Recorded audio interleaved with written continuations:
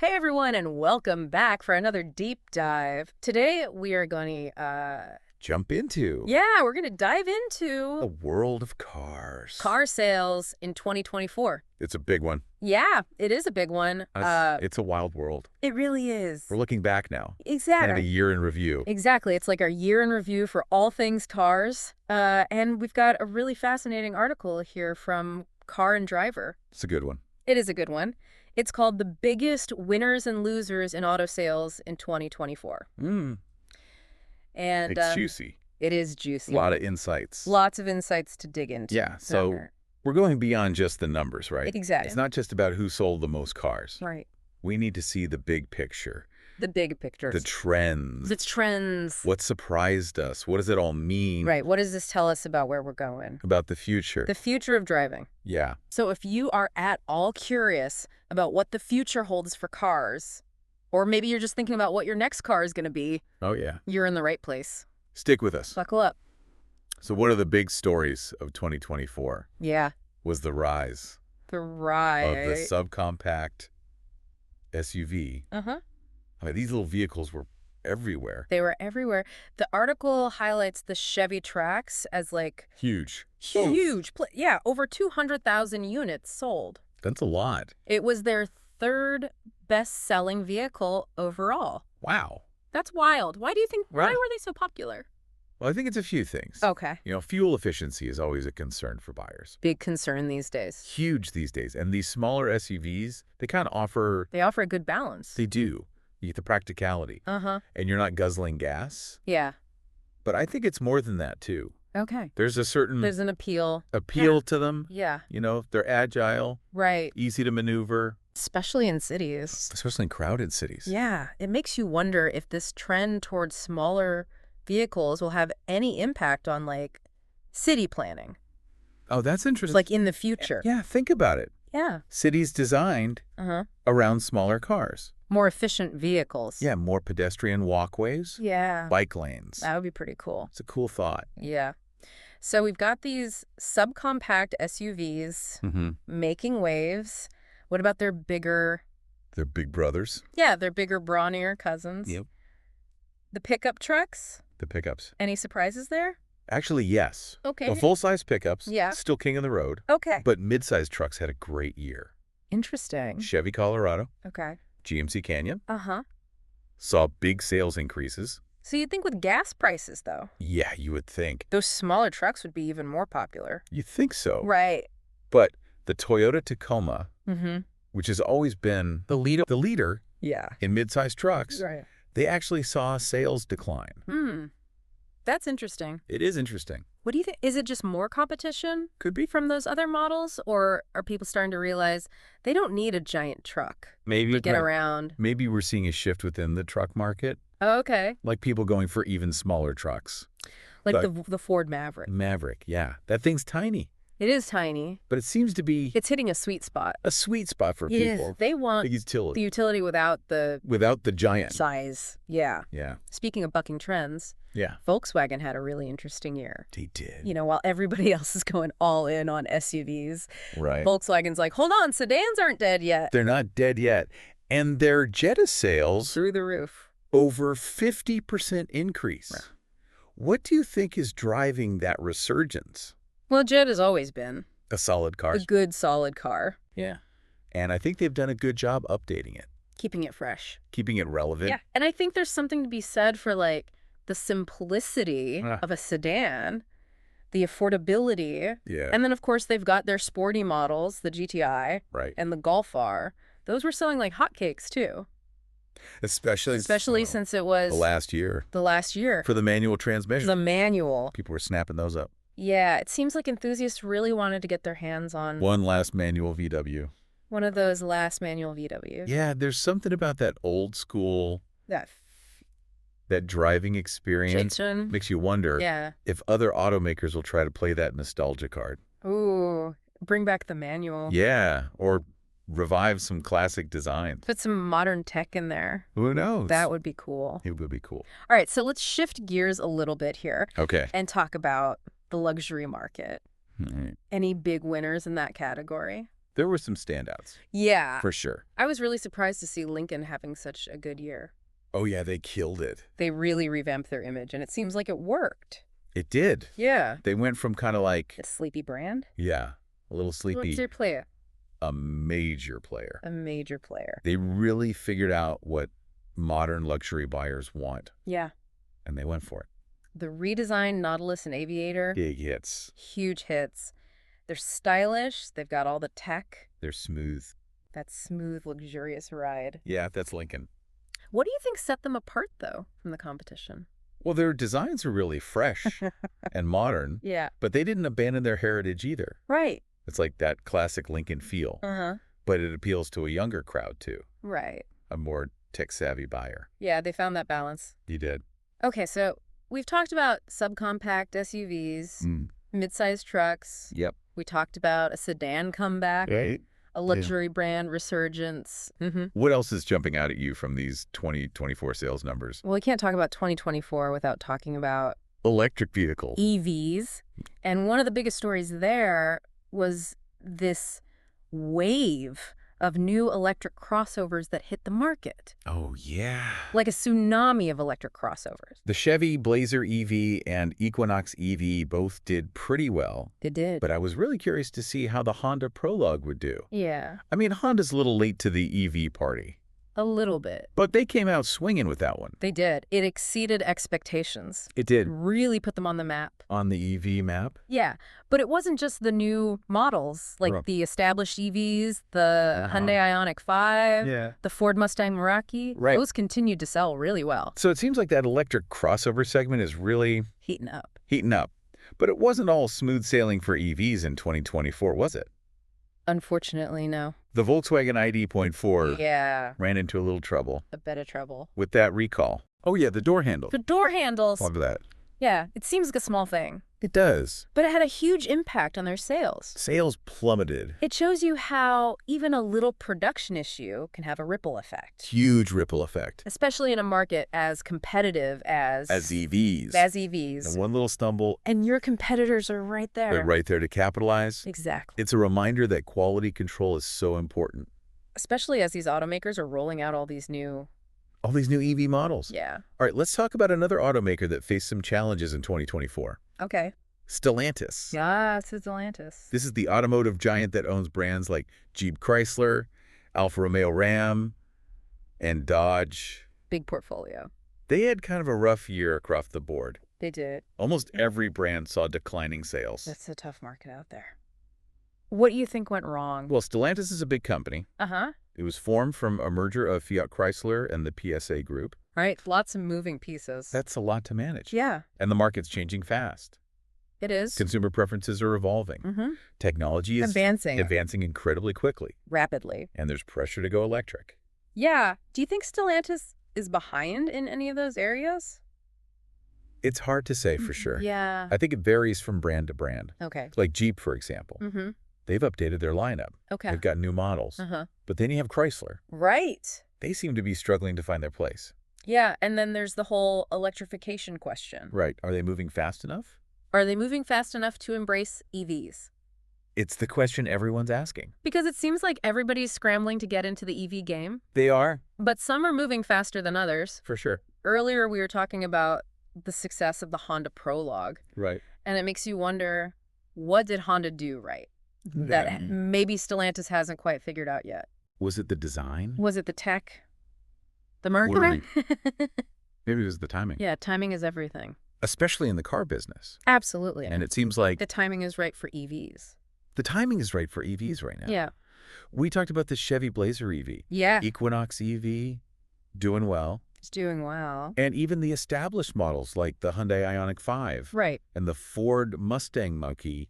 Seeing strong sales. Yeah, it's clear that consumers are becoming more open to the idea of driving an electric car, They are. especially if the tech gets better. Gets better. The prices come down, Come down. and the charging infrastructure Gets built out. gets built out. Yeah. But as we saw with the Volkswagen ID.4, Oh, yeah? even a minor setback, Like a recall like a recall for faulty door handles, can really hurt, can really hurt. especially in this market. Yeah, it makes you wonder, how vulnerable are these automakers? To these kinds of issues. to these production issues. Yeah, especially as they're ramping up production of all these new EVs. It's a valid concern.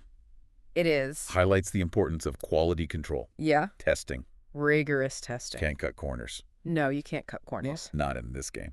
All right, so let's zoom out for a minute. Okay. We've talked about a lot of specifics. Yeah. What are some of the bigger trends you're seeing? In the auto industry, Yeah. what's the future hold? Yeah. Well, I think one of the biggest things is this shift towards smaller, more efficient cars. Okay. We saw it with the subcompact SUVs, Right. the Ford Maverick, Uh-huh. even the resurgence of sedans like the Volkswagen Jetta. Yeah, People are thinking about their environmental footprint, they are. and they want cars that are easier to maneuver Right. in cities. Makes sense. So it's not just about fuel efficiency anymore. Right. It's about practicality, adaptability.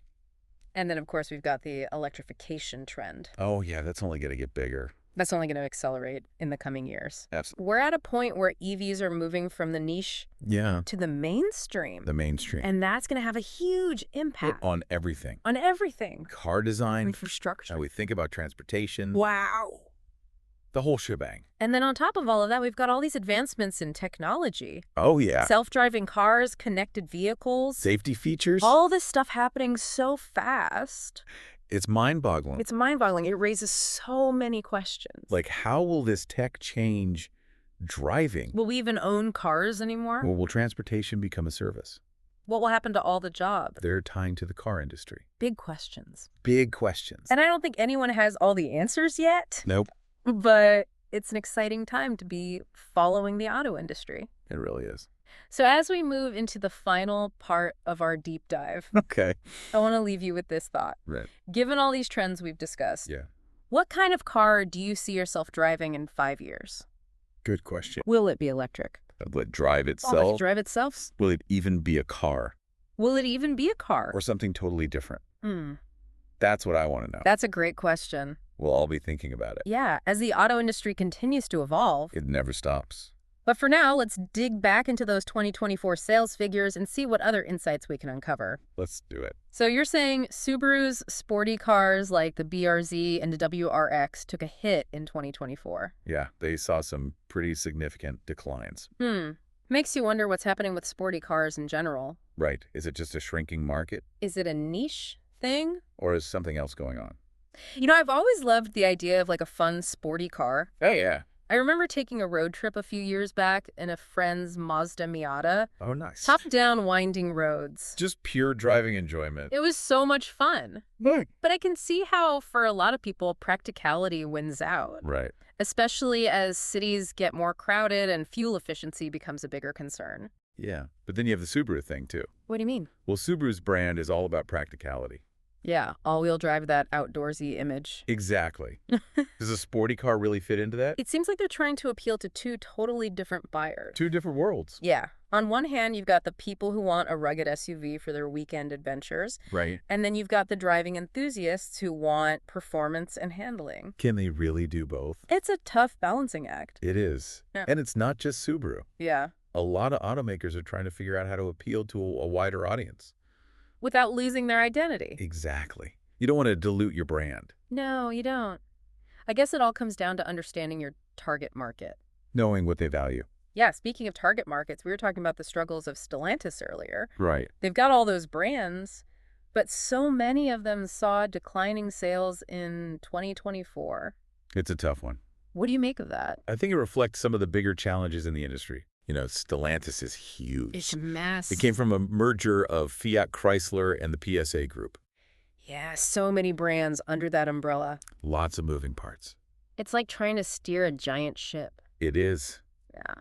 And sometimes it's hard to react quickly. To changes in the market. Exactly. Yeah. And the market is changing rapidly. It really is. Consumer preferences are evolving. Uh-huh. Technology is advancing so fast. At a breakneck pace. And there's that pressure to go electric. Yeah, do you think Stellantis is lagging behind in any of those areas?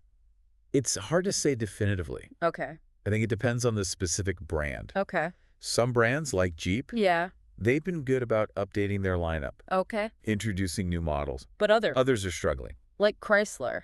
Yeah, they're having trouble finding their footing. And then there's the whole EV question. Right. Are they moving fast enough? Are they really embracing electric vehicles? Because it seems like every automaker is scrambling to get into that game.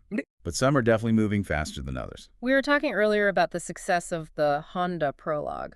Right. It makes you wonder, what did Honda do right What did they crack? that Stellantis maybe hasn't? Was it the design, the tech, the marketing? Or was it just the timing? Timing is everything in this business. Yeah, it really is.